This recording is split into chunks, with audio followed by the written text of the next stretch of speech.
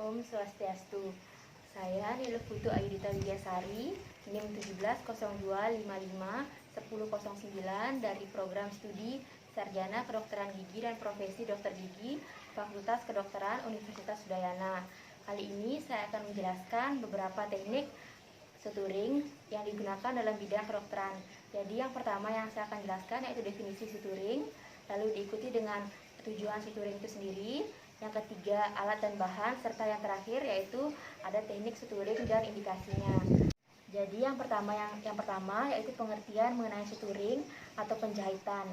Suturing atau penjahitan itu sendiri adalah penyatuan jaringan dengan bantuan jarum bedah atau suturing needle. Yang kedua, itu ada tujuan dari suturing atau penjahitan itu. Yang pertama, penyatuan jaringan akibat trauma atau akibat inflamasi sehingga jaringan tersebut bisa menyatu kembali. Yang kedua, itu berfungsi untuk mempertahankan hemostasis atau kontrol pendarahan, serta yang ketiga yaitu mampu mempertahankan blood clot dalam soket. Dan yang keempat itu mampu mengurangi rasa sakit pasca operasi. Yang kelima yaitu membantu mempertahankan posisi jaringan seperti semulanya. Berikut ini yang ketiga yaitu akan menjelaskan mengenai alat dan bahan suturing atau penjahitan itu sendiri. Jadi yang pertama ada needle holder yang berukuran 15 cm atau 6 inci yang berfungsi untuk memegang bagian distal dari jarum yang akan digunakan untuk suturing dengan ukuran setengah sampai dengan 3/4 ujung jarum dan juga berfungsi untuk penyimpul benang. Lalu yang kedua yaitu ada gunting benang yang berfungsi untuk menggunting benang pada saat melakukan suturing. Lalu yang ketiga itu ada pinset kirurgis yang berfungsi untuk menjepit jaringan pada waktu diseksi dan menjahit luka serta memberi tanda pada kulit sebelum melakukannya insisi saat suturing. Lalu yang keempat yaitu ada benang serta jarum. Nah, untuk benangnya itu sendiri berfungsi untuk penjahitan bagian jaringan pada saat suturing, dan untuk jarumnya itu sendiri dengan ukuran 3/8 sampai dengan setengah lingkaran dengan kegunaannya menutup luka insisi pada mukosa dan biasanya berbentuk round serta triangular. Lalu yang keempat itu ada scalpel dan handle. Untuk scalpel dan handle ini terpisah. Untuk scalpelnya berfungsi untuk insisi jaringan yang akan dilakukan pada saat penjahitan, serta handlenya ini itu bagian yang akan dipegang pada saat melakukan insisi. Dan yang terakhir itu adalah pinset anatomis yang berfungsi untuk menjepit bagian jaringan yang tipis serta menjepit bagian benang pada saat akhir dari suturing. Dan yang terakhir itu sendiri yaitu media yang akan digunakan pada saat suturing.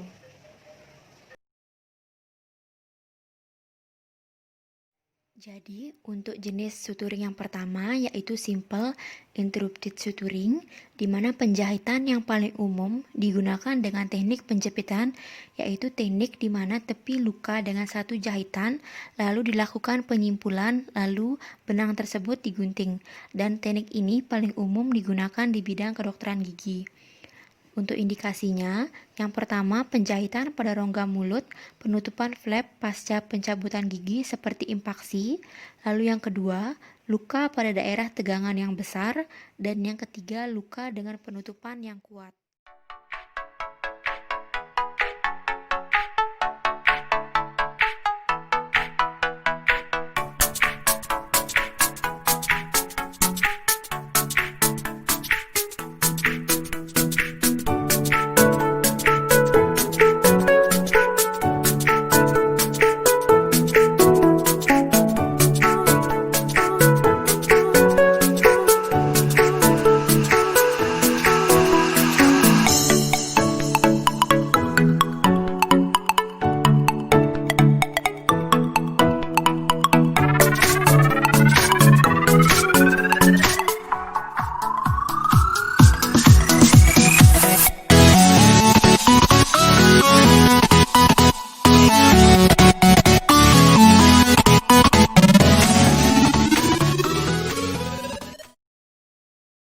Lalu untuk jenis suturing yang kedua yaitu continuous unlooking suturing, di mana teknik ini dimulai sama dengan simple interrupted suturing, terus dilanjutkan menggunakan benang yang sama sampai pada simpul terakhir lalu diikat. Benang diteruskan ke sudut kanan lapisan dan bagian terluar dari jahitan yang berbentuk diagonal dari garis insisi. Untuk indikasinya, yang pertama, menutup luka pada jaringan subkutan, lalu yang kedua, menutup luka yang panjang pada kulit, Dan yang ketiga, bedah dentoalveolar, menutup inseksi yang lebih panjang pada margin gingival setelah alveolektomi.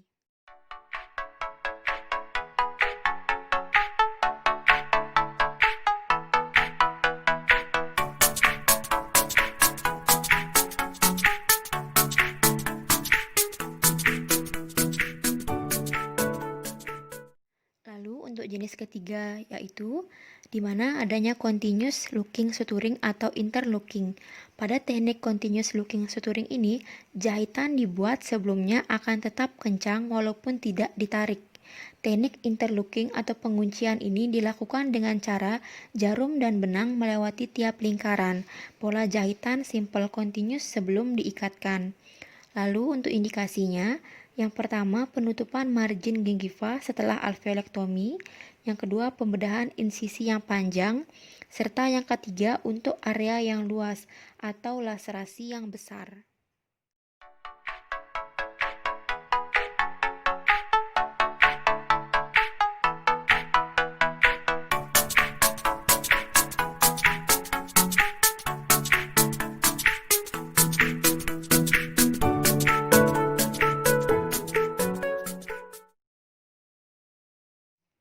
Untuk jenis yang keempat, itu ada vertical matrix suturing, di mana teknik penjahitan yang hampir sama dengan teknik simple interrupted suturing.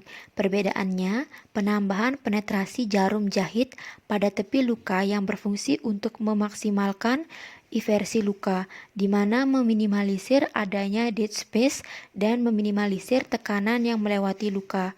Untuk indikasinya, yaitu penutupan luka pada usus, yang kedua bone graft pada tulang rusuk, dan yang ketiga region abdomen dan jarang untuk kepala serta leher. Dan yang keempat luka lebar yang menutupkan serta membutuhkan tarikan yang lebih besar.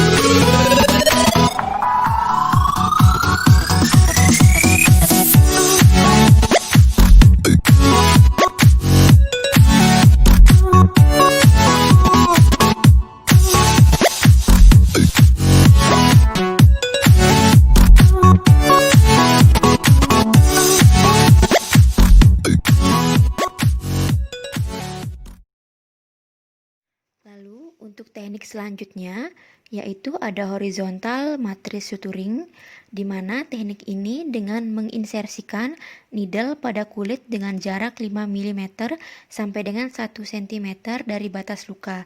Jahitan ini melewati bagian dalam dermis pada bagian yang berlawanan dari garis jahitan dan meninggalkan kulit yang jaraknya sama dari batas luka. Untuk selanjutnya, needle diinsersikan kembali pada kulit yang sama dengan tempat dan keluar pada jarak 5 mm sampai dengan 1 cm secara lateral dari titik kemudian dilewatkan ke arah yang berlawanan melalui jaringan dermis dan needle dikeluarkan dari luar atau kulit. Selanjutnya dilakukan pengikatan simpul. Untuk indikasinya, pencakokan tulang intraoral, yang kedua penutupan rongga kista, dan yang ketiga penjahitan luka pasca pencabutan gigi.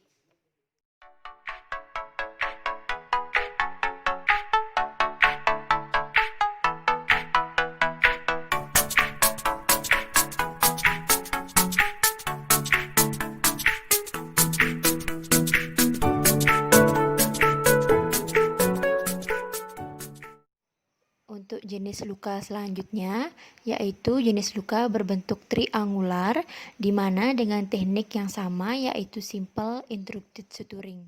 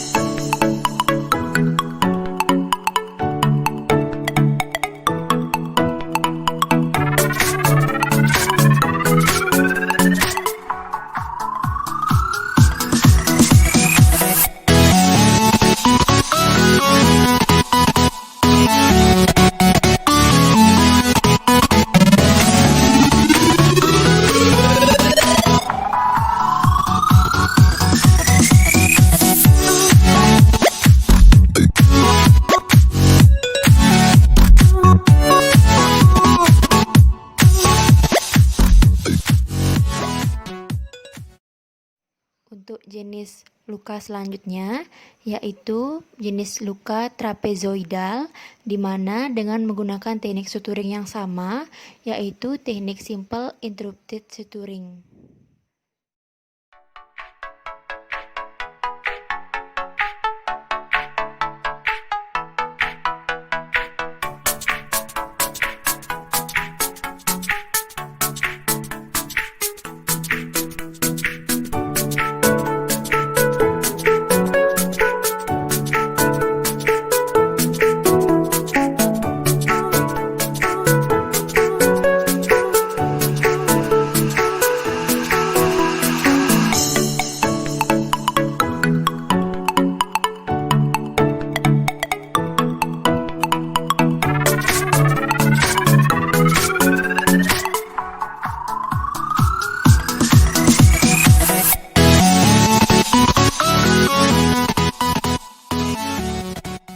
Terakhir yaitu figure 8 suturing, di mana teknik jahitan angka 8 atau figure 8 suturing ini adalah jahitan di mana kedua bagian papila tidak bertautan rapat karena terhalang benang yang bersilangan, di mana jahitan ini diindikasikan pada flap posisi apikal dan flap yang tidak mengikuti pola scalloped, di mana untuk jahitan ini lebih mudah daripada jahitan simpul.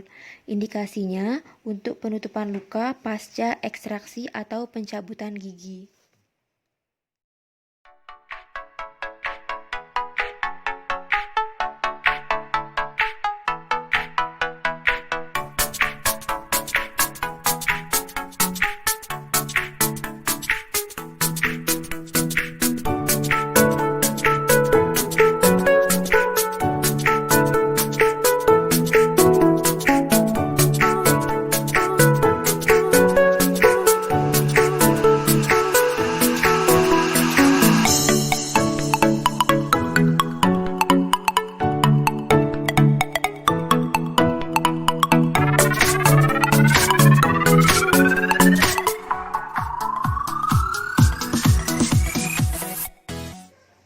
Sekian mengenai penjelasan dari teknik-teknik suturing pada dunia kedokteran. Jika ada kekurangan serta kesalahan, saya mohon maaf. Sekian dan terima kasih. Om Santi Santi Santi Om.